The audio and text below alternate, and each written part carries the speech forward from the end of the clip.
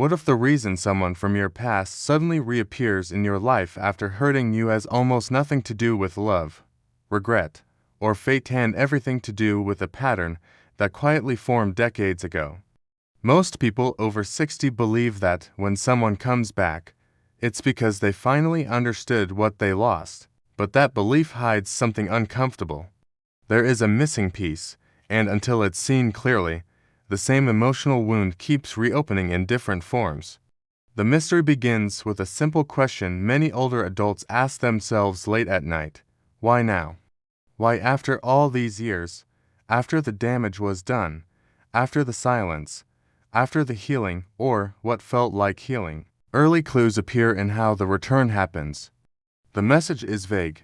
The apology is incomplete. The timing feels strangely convenient, yet the pull is powerful. Something important is happening beneath the surface, and it's rarely explained honestly. To understand this, aging science and psychology offer an unexpected lens. For much of the 20th century, relationship research focused on young couples and early attachment, but later life studies, including long-term American surveys on emotional health and aging, revealed something striking.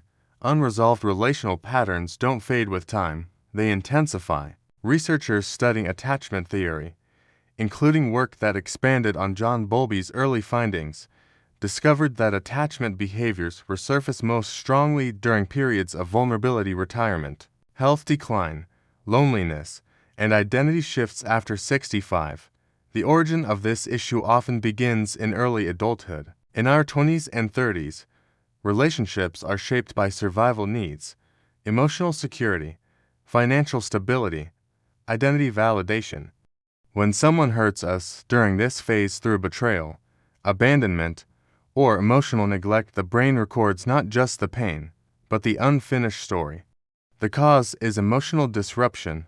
The effect is an open psychological loop. Studies on memory and emotion show that unresolved experiences remain more vivid than resolved ones, even decades later. As people move into their 40s, changes begin quietly. Responsibilities grow, careers peak or plateau, marriages strain or end.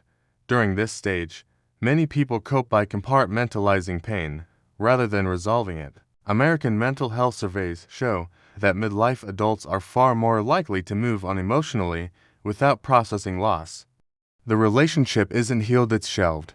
This creates the illusion of closure, but the emotional imprint remains active beneath awareness.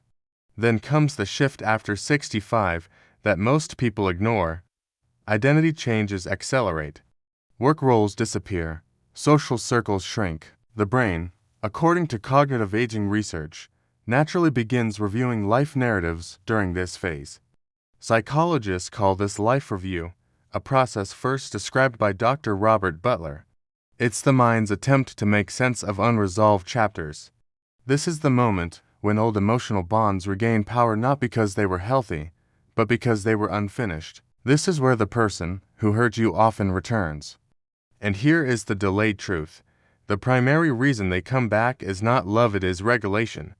As people age, their emotional resilience decreases if they haven't built strong internal coping systems. American studies show that loneliness and emotional dysregulation increase significantly after 65, especially among those with fragmented relationship histories. The cause is internal instability.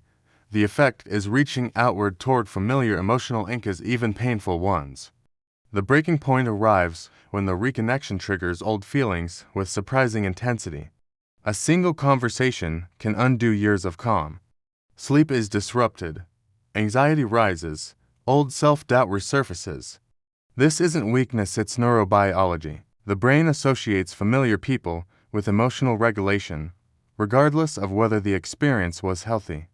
Research on trauma bonding shows that the nervous system can confuse familiarity with safety, especially under stress.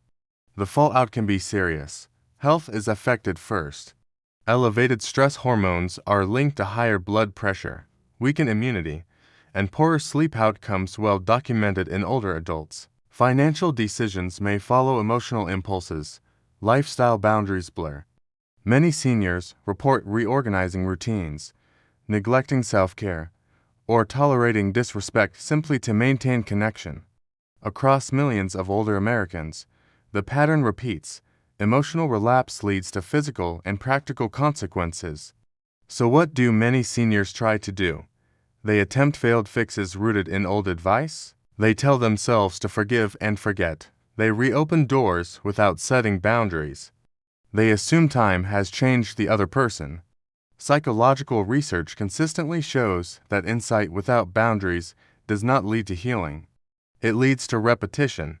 Now, the full explanation can finally be named clearly. The only reason a person comes back into your life after hurting you is because you once served a function in their emotional regulation, and they are seeking that function again. Not growth, not repair, regulation. This doesn't mean they are evil. It means they are unfinished.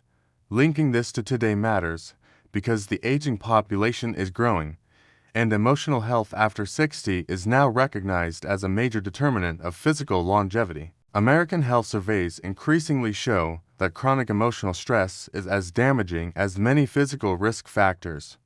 So, what can people over 60 do today? First, pause before reconnecting and observe your body, not just your thoughts. If your nervous system reacts with anxiety or urgency, that's date, not nostalgia. Second, seek closure internally, not relationally. Research shows that personal meaning-making is far more effective than reopening contact for healing. Third, build new sources of emotional regulation routines, relationships, and practices that stabilize you without reopening old wounds. Here is the evidence-based warning.